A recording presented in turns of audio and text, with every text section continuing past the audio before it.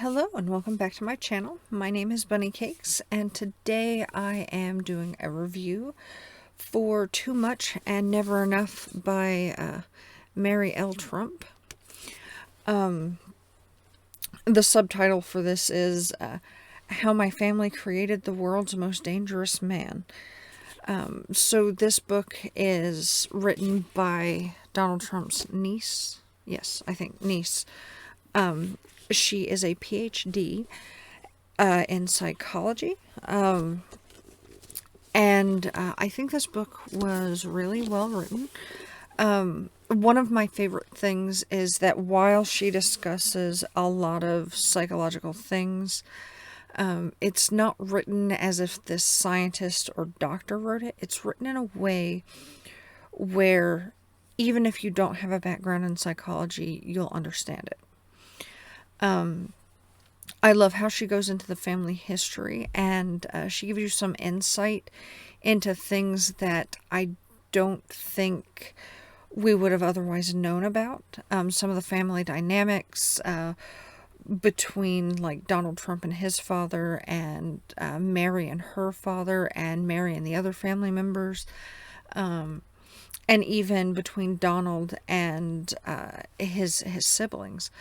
Because Donald kind of inherited the empire, but he was the third child, which is somewhat unusual. I mean, usually what we're used to is like the oldest child tends to inherit things, or perhaps the child who shows the most promise in the line of business or whatever, which isn't necessarily true in the case of the Trumps. There were a lot of things that this book confirmed for me that I had suspected heavily. A lot of people think of Trump as like a sociopath, and I've never really thought that was true. I don't think he's a sociopath. I think he is more of a narcissist. And Mary tends to, to me, in my opinion, it seems like Mary confirms that too. She does say that, that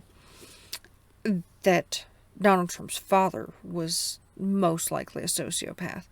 And sociopaths, when they have children, will sometimes create narcissistic children, especially with the way that Trump was bolstered and yes-manned and given money, even when he wasn't necessarily doing well in the business. And that's created what we see in him today. And this is beyond politics. What I'm talking about is even before he became president, when he was a businessman, his business deals are notoriously not great. I believe somebody did the math and calculated that he would actually be far better off if he had never touched his inheritance than in creating all the business ventures that he has been a part of. I mean, the family dynamics are interesting. And I can definitely understand why there were so many issues that Mary had in trying to get her book published. They tried to tell her she was under an NDA and she couldn't publish it, but that wasn't true. I think they tried to get her for slander, but that wasn't true because she's really just giving her opinion and stating actual facts about family members. So like she talks about where she and some of the other family members had to sue or were going to sue to get access to what they felt was their rightful inheritance after Mary's father died. As she talks about after Donald became president, she talks about her visit to the White House, and she talks about how she had issues coming out as a lesbian because her family was very, very homophobic. It's really, I think it was a really well done book, and it doesn't feel. I could understand why she would have been spiteful given what given her side of the story, but it doesn't feel like it's written in spite. It feels like it's written as this is the family from my perspective, and I want people to know what our family life was like, because you're not going to get this story from anyone else. Because the Trumps are historically very hush hush about their family dynamics. They don't talk to outsiders very much, it seems like. So you get what's on the surface, and that's all you get. And they're like, that is one of the few ways where they show a lot of solidarity, it seems like. Except for in this case, Mary, who I almost think feels probably like quite a bit of a black sheep in this family, because she has the name, but she doesn't have the same kind of money or power or status that they have. So I have a physical copy of this book. I actually didn't read the physical copy. I listened to the audiobook, which was really quite well done, and I believe it was read by Mary as well. I might be mistaken. Let me check my Audible real quick, because I forgot to look that up before I started the video. I meant to, but you know, here we are.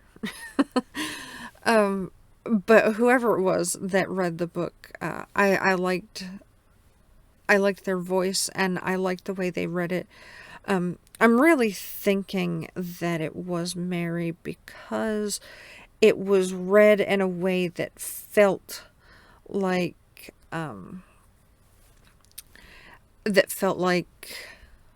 the person cared. And no, I didn't have it on Audible. I checked it out through the library, and I've already returned it. So I think it was Mary that read the book. I could be wrong. Anyway, it was really well done. The reading was a little slow for me, but half the time I end up with my books on like 3 times speed anyway, so a lot of narration feels slow to me. So that could just be my personal bias. I ended up listening to this one at the end. I think I was on 3.5 speed, but that's just the way my brain works. Like, usually I start at 2 times speed, and then that starts to feel slow to me, so I bump it up and I bump it up until I max out on Audible or whatever. I think it was Libby this time that I listened to it on. But that's not necessarily a fault of the narrator or anything like that. That's a fault in my brain that makes me want to go faster, faster, faster. Typically, the only books that I listen to that I don't end up on like 3 times speed are like fantasy books. Because I like to slowly process fantasy world type books. But sometimes even then I will go faster. But yeah, I liked this book. I believe she has a second book that was either released in 2021 or will be released this year. I don't remember, but I'm looking forward to reading that. I like her writing style. So I gave this book a 5 out of 5 stars, because I enjoyed it. It felt, like I said, it didn't feel spiteful. It just felt like these are the facts from my perspective, and it wasn't dry. A lot of the time I expect books that have, that are written by PhDs and have that tend to have a more psychological focus at times. I expect those parts to be more dry, and this really wasn't. So that's why I give it 5 out of 5 stars. The other thing I liked is that at the end, she actually did cover her thoughts and opinions in the way that the beginning of the pandemic was handled, which I thought was really well done, and I didn't disagree with.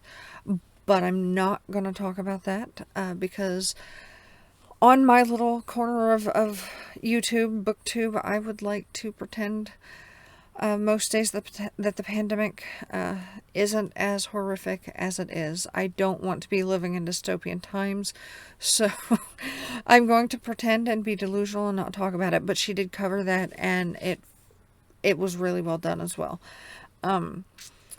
It felt like somebody who disagreed on a moral and political basis, but not in that childish way that we see so often in politics these days.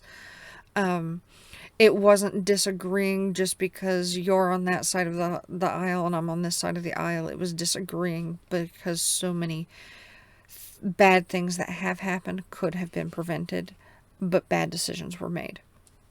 And it focuses on those bad decisions being made because of certain personality flaws and that sort of thing that were created because of the way that Donald Trump was brought up and the people around him continue to allow him to do. So that's all I'm going to say on that part, but I still think it was really well done. And that's all I have for this video today, so thank you so much for watching.